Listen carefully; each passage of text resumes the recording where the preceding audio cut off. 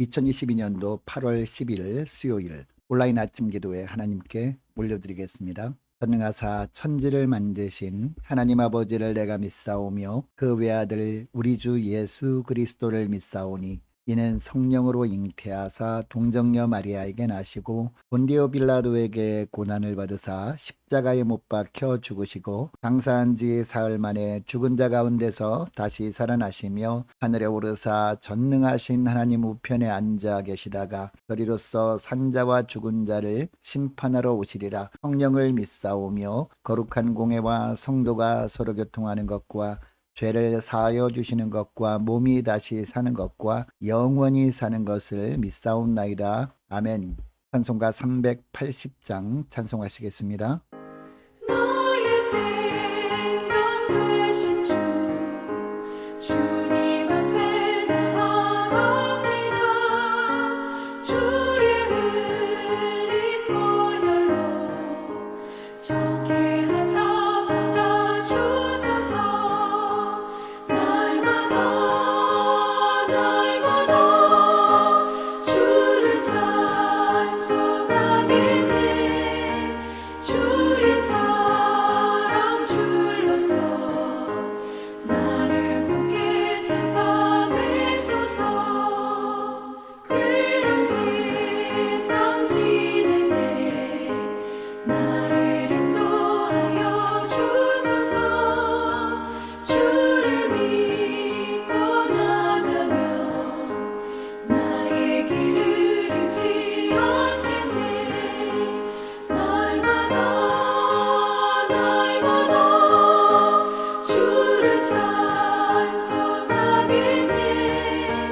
주의 사랑 줄로서 나를 굳게 잡아매소서.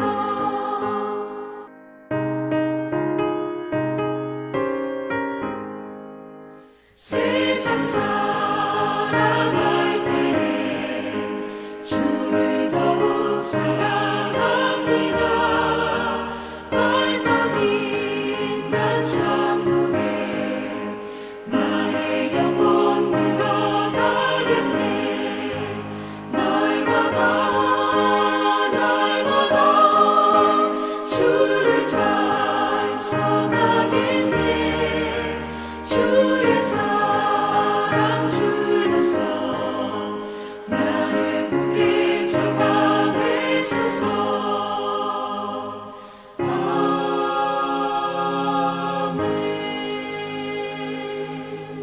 하나님 아버지 감사합니다. 연일 계속되는 우중에서도 저들의 심령을 붙들어 주셔서 어려움 속에서도 오직 주님만을 바라볼 수 있도록 은총 내려주심을 감사합니다. 하나님 오늘 하루도 주님의 은혜가 아니면 살 수 없는 존재가 저들임을 주님께서 불쌍히 여기셔서 부르시고 주님께서 말씀을 통해서 오늘 하루도 인도해 주시려고 불러주심을 감사합니다. 주님 부르심에 순종함으로 오늘 하루를 시작하기 첫 시간에 주 앞에 나왔습니다. 하나님 오늘도 말씀을 통해서 주님께서 어떤 은혜를 예비해 놓으셨는지 깨닫게 하여 주옵소서. 주님 오늘 말씀을 통해서 주시는 명령에 순종함으로 말미암아 주님이 예비하신 은혜를 덧입고 믿음으로 승리하는 복된 하루가 되게 하여 주옵소서. 감사드리오며 우리 주 예수 그리스도 이름으로 기도드리옵나이다. 아멘. 이 시간에 하나님이 주시는 말씀은 신약성경 히브리서 10장 19절부터 25절까지 말씀 보겠습니다. 화면을 보시면서 우리 함께 합독하시겠습니다.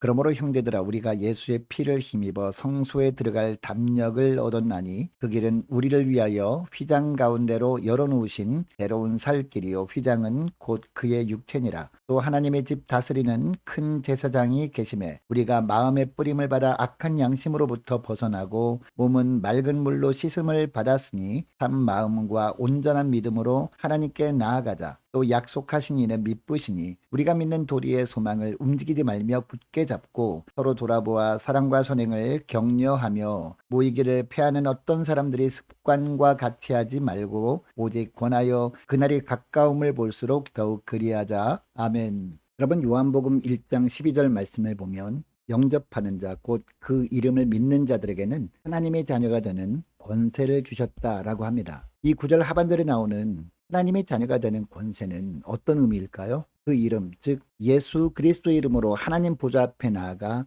영생을 누리는 특권이라는 뜻입니다. 여러분, 아담과 하와가 죄를 범한 후에 에덴에서 쫓겨납니다. 그리고 그때부터 하나님은 에덴 동산으로 오는 생명의 길, 즉 하나님 보좌가 있는 곳으로 오는 길을 막아버리십니다. 그래서 그때부터 사람들이 하나님 보좌 앞에 나아가고 싶어도 직접 나아가지 못했습니다. 아무리 대제사장이 백성들을 대신해서 죽은 짐승의 피를 가지고 휘장을 지나 하나님 앞에 나아갔다 해도 사람들이 만든 성소에 나아가는 것뿐이었습니다. 그런데 오늘 본문 20절에 보니까 새로운 살 길이 열렸다라고 하고 있습니다. 하나님 보좌 앞으로 나아가는 길이 비로소 열렸다는 것인데 왜 새로운 살 길이라고 하는 것일까요? 그동안은 하나님 보좌로 나아가는 생명의 길이 닫혀 있었습니다. 그 어느 누구도 열 수 없었습니다. 여러분, 생명의 길을 닫으신 분은요, 하나님이셨기 때문에 그 길을 하나님이 열어주셔야 열리는 겁니다. 그래서 성자 하나님이신 예수님께서 그 길을 여시기 위해서 이 땅에 오신 겁니다. 자신이 몸을 찢으시고 흘리신 피를 가지고 나가심으로 말미암아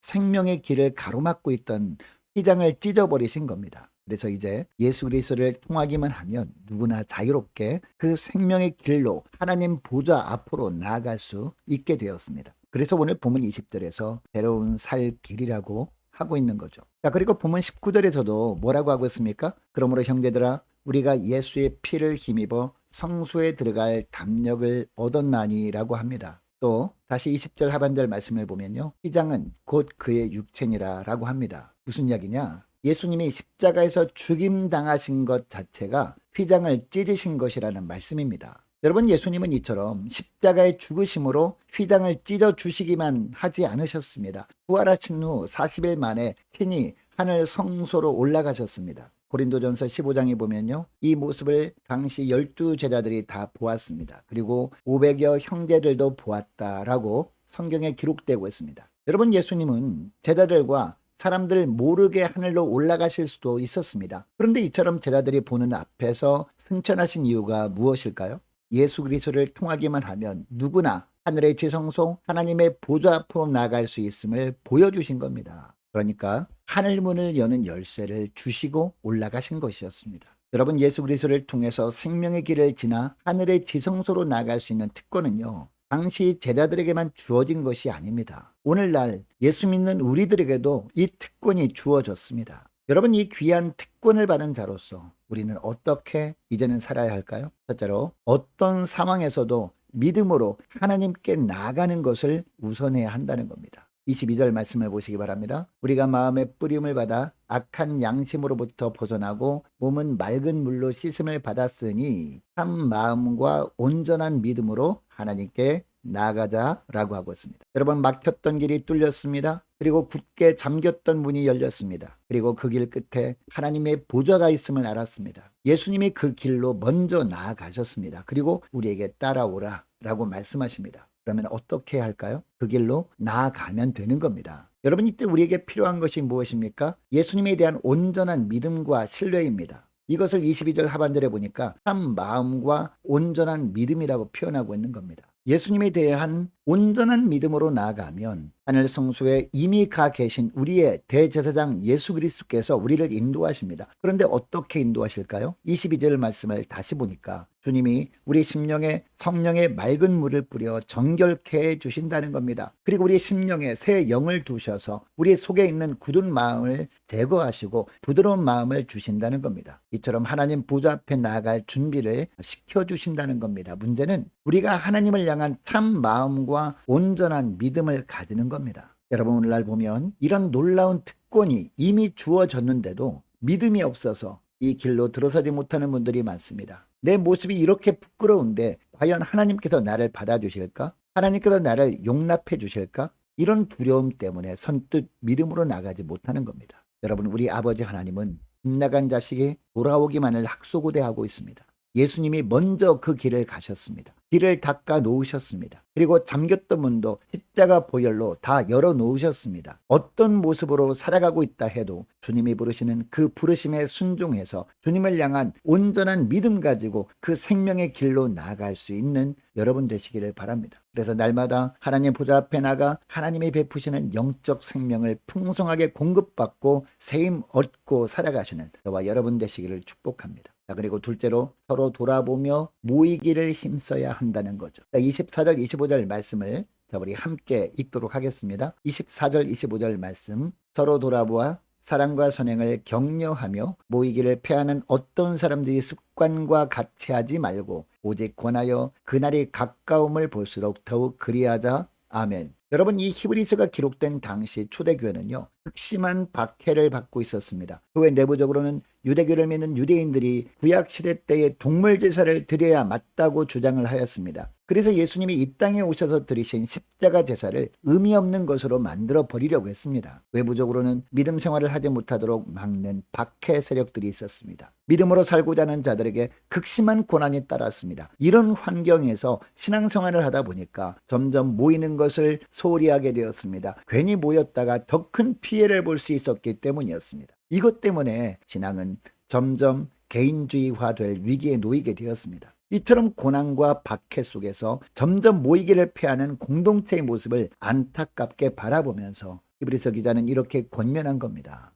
여러분, 교회는 공동체입니다. 그런데 모여야 공동체가 되는 겁니다. 개 때문이건 게으름 때문이건 모이기를 패하는 순간 교회 공동체는 존재할 수 없게 되는 겁니다. 그러나 그저 모이기만 한다고 교회가 교회 공동체가 되는 것은 아닙니다. 주님은 사랑이십니다. 그리고 교회는 주님의 몸입니다. 그러므로 교회 공동체는요, 모일 때 반드시 사랑이 전제가 되어야 하는 겁니다. 사랑이 없는 모임은 더 이상 교회가 아니라 단순히 세상 모임일 뿐입니다. 그러니까 교회 공동체는요, 모일 때마다 마땅히 어떤 모습이 있어야 할까요? 서로 돌아보며 사랑과 선행을 격려하는 모습이 있어야 하는 겁니다. 이것이 주님 다시 오실 날이 가까울수록 교회 공동체 안에 더욱 풍성하게 있어야 하는 겁니다. 여러분, 우리 교회의 모습을 돌아보았으면 좋겠어요. 서로 사랑한다고 말은 하면서도 모이기를 게을리하고 있지는 않습니까? 아니면 반대로 모이긴 하는데 사랑과 돌봄이 없는 단순한 모임은 아닙니까? 여러분, 요한일서 3장 18절에 보면요, 자녀들아, 우리가 말과 혀로만 사랑하지 말고 행함과 진실함으로 하자라고 합니다. 예수님이 오실 날, 그날이 가까울수록 서로 사랑함으로 더욱 모이기를 힘쓰는 저와 여러분 되시기를 바랍니다. 그리고 모이면 더욱 서로 사랑하는 저와 여러분, 그리고 우리 교회 되시기를 주의 이름으로 축복합니다. 오늘 말씀을 기억하고 함께 기도할 것은요, 이렇게 기도했으면 좋겠습니다. 하나님, 예수 그리스도 이름으로 하나님 보좌 앞으로 나갈 수 있는 특권을 받은 자로서 날마다 믿음과 신 가지고 주님 앞에 나아가 하늘의 능력 덧입고 살게 하옵소서. 하나님, 주님 오시는 날이 가까이 올수록 게으르지 않고 더욱 열심을 품고 서로 사랑하는 마음을 가지고 모이기를 힘쓰게 하옵소서. 모일 때마다 더욱 사랑에 풍성케 하옵소서. 간절히 기도하기를 원합니다. 오늘 수요일입니다. 수요 예배를 위해서 함께 기도하기를 원합니다. 폭우로 피해를 당한 분들 속히 회복되도록 함께 기도하기를 원합니다. 특별히 우리 김속 전사님 가정 속히 회복되도록 기도해 주시면 감사하겠습니다. 이번 주 토요일에 있을 유초등부 야외 행사를 위해서 함께 기도하기를 원합니다. 안전 지켜 주옵소서. 간절히 기도하기를 원합니다. 유초등부 중고등부 청년부를 위해서 각 구역과 남녀 전도회를 위해서 또 많은 환우들을 위해서 함께 기도하기를 원합니다. 군복무 중인 이시훈 형제를 위해서 함께 기도하기를 원하고요. 우리 성도사님들 가정을 위해서, 우리 나라와 민족을 위해서 함께 기도하기를 원하고, 우리 교회의 앞날을 위해서 저와 여러분이 가지고 나온 기도 제목을 놓고 우리 함께 기도하기를 원합니다. 기도하겠습니다.